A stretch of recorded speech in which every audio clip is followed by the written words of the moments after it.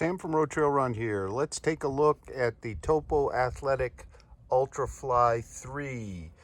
It has an all-new zip foam midsole, which we also saw in the Phantom, and it's a double density midsole, unlike the earlier Ultrafly, which was a tri-density. You can see slightly firmer foam here. To pressing, it doesn't feel very much firmer. So it's a $130 shoe. It's coming in May.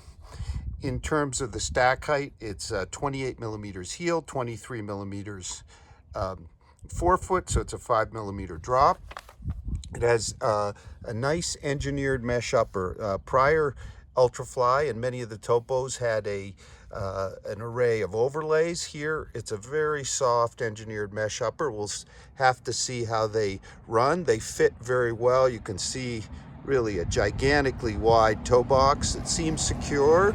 At the heel, we now have a molded heel counter with a TPU collar, firmer TPU collar, quite firm, to stabilize that zip foam.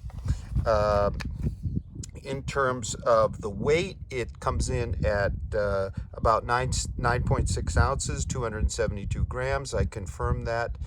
This is an 8.5, so it comes in a bit less.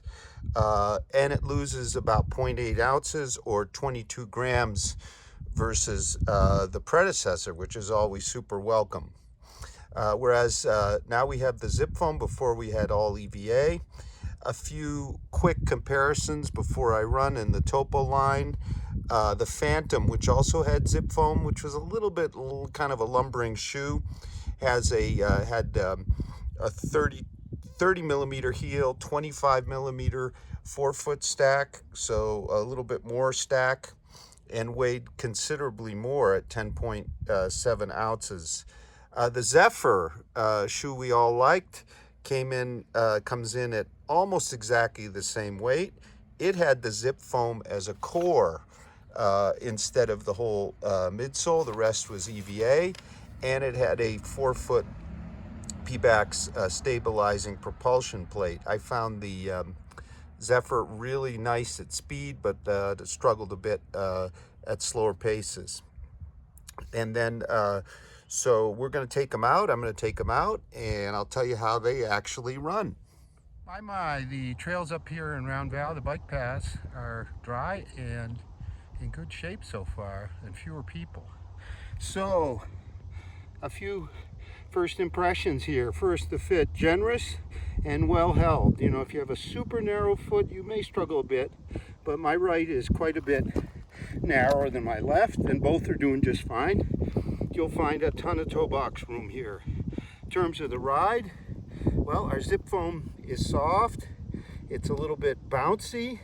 The shoe is really very flexible, so you really feel your toe off at the forefoot, but it's not exactly a snappy toe off because of the flexibility, but it's very comfortable, very easy going. I think it may be able to go a little bit faster than I expected, although that forefoot is soft. Plenty well cushioned though. So the heel with that TPU heel counter is really holding me super well there. I think that's a good addition. And I noticed the slightly firmer medial foam.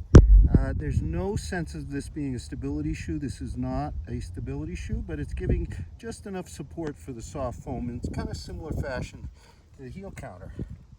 Lace up has been easy and secure, so I'm just going to keep going. Doing a pretty mellow run today. It's beautiful up here. Back from my first run. You heard me a little earlier. All in all, a very relaxed ride here. You feel a lot of ground contact, if you will, from that wide forefoot. I find it a bit soft. Let me flex it for you. That is really a very flexible shoe. You can see the flex groove right here. Might be a touch overdone, but as far as running at moderate paces, it was super comfortable. The upper holds really well.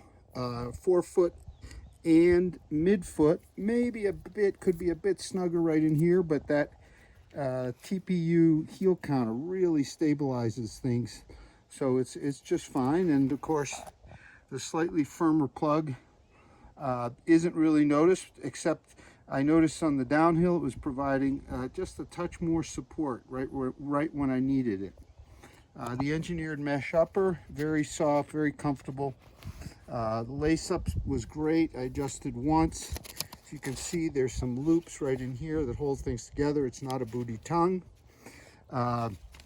Just to summarize, so it'll be $130.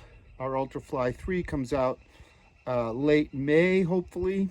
Has a zip foam midsole. Stack is 28 millimeters heel, 23 millimeters forefoot, 5 millimeter drop, and the weight is a very reasonable 9.6 ounces for a US 9, 272 grams. So it loses about 0.8 ounces over the predecessor, or 22 grams. So it's a lighter shoe.